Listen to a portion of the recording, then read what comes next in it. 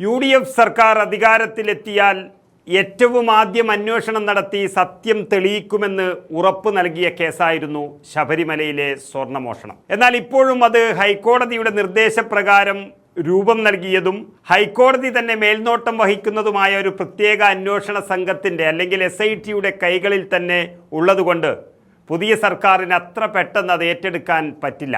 എങ്കിലും പിണറായി വിജയന്റെ കീഴിൽ ദാസ്യപ്പണി എടുത്തിരുന്ന പല പോലീസ് ഉദ്യോഗസ്ഥരും ഈ അന്വേഷണത്തെ വഴിതിരിച്ചുവിടാൻ ഇനി നോക്കില്ല എന്നുറപ്പാണ്. അതിനിടയിലാണ് ഇന്ന് വീണ്ടും അന്വേഷണത്തിൻ്റെ പുരോഗതി റിപ്പോർട്ട് കോടതിയിൽ സമർപ്പിച്ചിരിക്കുന്നത്. അതിൽ പ്രധാനമായും 2 സഖാക്കളെ കൂടി അകത്ത് കിടത്തുന്നതിൻ്റെ കാര്യങ്ങളുടെ സൂചനയാണ് നൽകുന്നത്. ഒന്ന്, മുൻ Devaswom board president PS Prashanth, മറ്റൊരാൾ ദേവസ്വം അംഗമായിരുന്ന അജികുമാർ.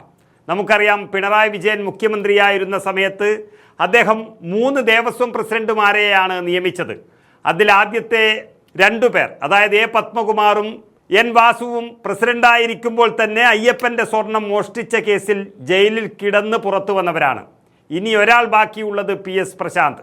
അദ്ദേഹം ചുമതല വഹിക്കുമ്പോഴാണ് ദ്വാരപാലക പ്രതിമയിലെ സ്വർണ്ണപ്പാളികളെല്ലാം ചെന്നൈയിലേക്ക് കടത്തിക്കൊണ്ടുപോയത്. അപ്പോൾ ഇനി അടുത്തതായി അകത്ത് കിടക്കാനുള്ള CPM നേതാവ് എന്ന് പറയുന്നത് PS പ്രശാന്ത് തന്നെയാണ്.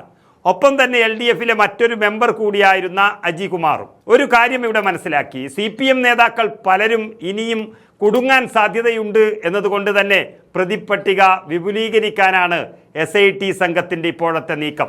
അതായത് പുതിയ സർക്കാർ ഇതിൽ സ്വാധീനം ചെലുത്തി അല്ലെങ്കിൽ ഇടപെട്ടു തുടങ്ങി എന്നുള്ളതാണ് അർത്ഥം.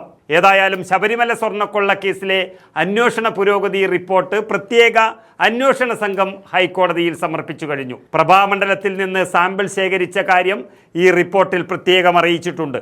ഹർജി കോടതി പരിഗണിച്ചു വരികയാണ്. SITക്ക് നേതൃത്വം നൽകുന്ന SPS ശശിധരൻ കോടതിയിൽ നേരിട്ട് ഹാജരായി. നേരത്തെ കേസ് പരിഗണിച്ചപ്പോൾ കേസിൻ്റെ അന്വേഷണ പുരോഗതി അറിയിക്കാൻ കോടതി SITക്ക് പ്രത്യേക നിർദ്ദേശം നൽകിയതുമാണ്.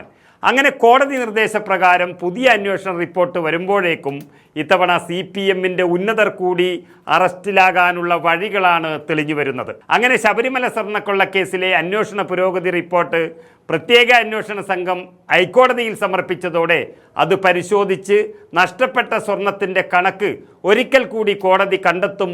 അപ്പോഴാണ് കൂടുതൽ CPM നേതാക്കൾ അതിൽ കുടുങ്ങുമെന്നുറപ്പാകുന്നത്. അതിൽ കഴിഞ്ഞ നവംബർ വരെ ദേവസ്വം ബോർഡ് അധ്യക്ഷനായിരുന്ന പ്രശാന്തും അജികുമാറും ഉൾപ്പെടും എന്നുറപ്പായതോടെ CPM കേന്ദ്രങ്ങൾ മറ്റു ചില അന്വേഷണങ്ങളെ കൂടി ഭയന്നു തുടങ്ങിയിട്ടുണ്ട്. അതായത് ദേവസ്വം മന്ത്രിയായിരുന്ന കടകംപള്ളി സുരേന്ദ്രനും VN വാസവനും ഇതിൽ പങ്കുണ്ട് എന്ന് വ്യക്തമാക്കുന്ന ചില സൂചനകളും ലഭിച്ചിരിക്കുന്നു എന്നാണ് അറിയുന്നത്. അതിൽ കടകംപള്ളി സുരേന്ദ്രനെ ചോദ്യം ചെയ്തതാണ് ഒരിക്കൽ. വാസവൻ അറിയാതെ പ്രശാന്തിന് മാത്രം ഇത് ചെയ്യാൻ കഴിയില്ല എന്നിരിക്കെ മന്ത്രിയുടെ അടുത്തേക്കും അന്വേഷണം എത്താനാണ് സാധ്യത. പിണറായി ഭരിക്കുമ്പോൾ ഇതേ SIT ചില താൽപ്പര്യങ്ങൾ സംരക്ഷിച്ചുകൊണ്ട് പ്രതികളെ രക്ഷപ്പെടുത്തി എന്ന യാഥാർത്ഥ്യമുള്ളപ്പോൾ ഭരണം മാറിയ സ്ഥിതിക്ക് മുൻമന്ത്രിമാരുടെ പങ്കും അന്വേഷിക്കുമെന്നുറപ്പായിട്ടുണ്ട്. ശബരിമല കേസായിരിക്കും തങ്ങൾ അന്വേഷിക്കുന്ന പ്രധാന കേസെന്ന് അധികാരം ലഭിക്കുന്നതിന് മുൻപേ തന്നെ ഇന്ന് ദേവസ്വം മന്ത്രിയായിരിക്കുന്ന K മുരളീധരനടക്കം പറഞ്ഞതുമാണ്. അത് പാലിക്കാനാണ് ഒരുപക്ഷെ മുരളീധരൻ ആ വകുപ്പ് തന്നെ ഏറ്റെടുത്തതെന്നും പറയപ്പെടുന്നുണ്ട്. അതോടെ അന്വേഷണ സംഘത്തിന് ഇനി ഒന്നും ഒളിപ്പിച്ചു വെക്കാൻ കഴിയില്ല.